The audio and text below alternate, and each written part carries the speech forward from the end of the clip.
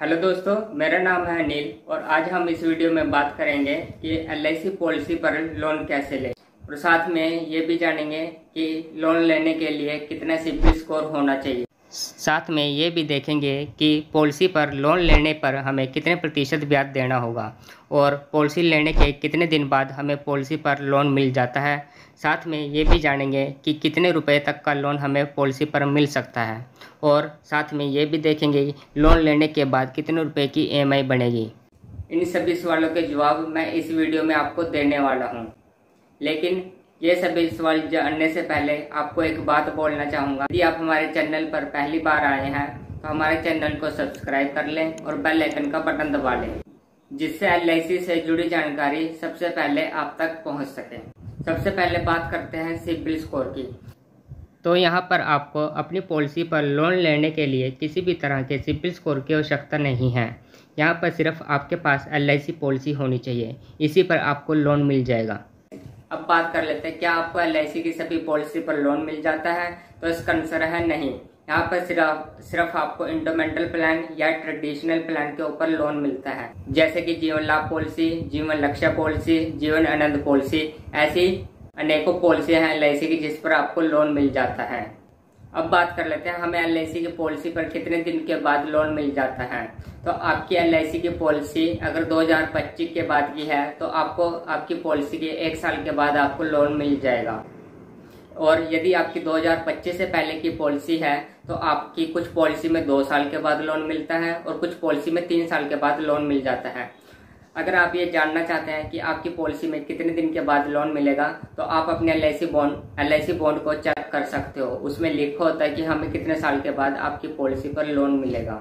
अब बात कर लेते हैं कि हमें एलआईसी पॉलिसी में कितने रुपए तक का लोन मिल सकता है। तो यहाँ पर आपकी पॉलिसी की सरेंडर वैल्यू का लगभग 90% तक का हिस्सा लोन के रूप में मिल जाता है। अब बात कर लेते हैं सरेंडर वैल्यू होती क्या है। सरेंडर वैल्यू वह होती है जब आप पॉलिसी को मैच्योर होने से पहले बंद करवा देते हो, उसे सरेंडर वैल्यू बोलते हैं। अब बात कर लेते हैं सरेंडर वैल्यू कैसे पता करें। सरेंडर वैल्यू पता करने के लिए आपको अपने एलआईसी ऑफिस जाना होगा। वहां पर आपको एलआईसी को अपना पॉलिसी नंबर बताना होगा, तो वे देख कर बता देंगे कि आपकी एलआईसी पर सरेंडर वैल्यू क्या है। आप ये सरेंडर वैल्यू ना पता करके आप डायरेक्ट लोन वैल्यू भी पता कर सकते हैं। अब बात कर लेते हैं हमें लोन पर कितना इंटरेस्ट पे करना होगा। तो यहाँ पर आपको पर्सनल लोन से कम ब्याज पर लोन चुकाना होगा। यदि हम पर्सनल लोन पर ब्याज की बात करें तो यहाँ पर आपको 15 से 20% तक का सालाना ब्याज देना होता है, लेकिन एलआईसी में आपको 9 से 10% तक का ही ब्याज देना होगा। अब बात कर लेते हैं कि यदि हमें एलआईसी से लोन मिल जाता है तो हमें ये लोन कितने दिन में चुकाना होगा और साथ ही कितने रुपए की ईएमआई बनेगी।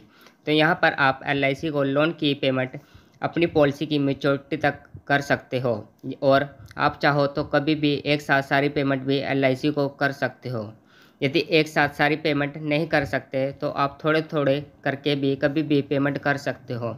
यहाँ पर आपकी कोई ईएमआई नहीं बनती। यह आप पर निर्भर करेगा कि आप कब तक लोन की पेमेंट करना चाहते हो, और यदि आप लोन की पेमेंट मैच्योरिटी तक नहीं भरते तो लोन के पैसे आपकी पॉलिसी की मैच्योरिटी में से काट कर आपको दे दिए जाएंगे।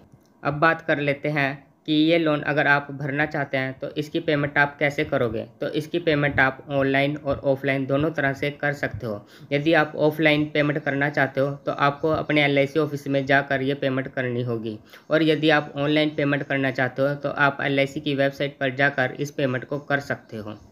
अब बात कर लेते हैं कि लोन लेने के लिए कौन से डॉक्यूमेंट की ज़रूरत होगी। तो यहाँ पर आपको आधार कार्ड, पैन कार्ड, साथ में एक कैंसिल चेक चाहिए। यदि आपके पास कैंसिल चेक नहीं है तो आप एलआईसी को बैंक की पासबुक भी दे सकते हो।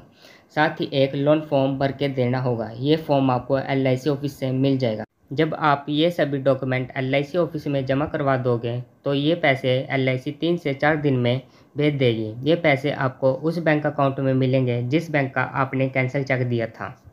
एक बात और, कभी भी आपको अपनी एलआईसी पॉलिसी को सरेंडर नहीं करना चाहिए। अगर आपको पैसे की ज़रूरत है तो आप अपनी पॉलिसी पर लोन लेकर अपनी ज़रूरत को पूरा कर सकते हो।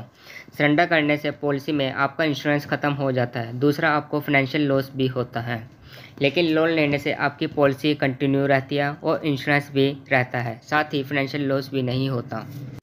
आशा है दोस्तों आपको लोन से जुड़ी सभी जानकारी मिल गई होगी। यदि फिर भी कोई जानकारी छूट गई है तो आप हमें कमेंट करके पूछ सकते हो।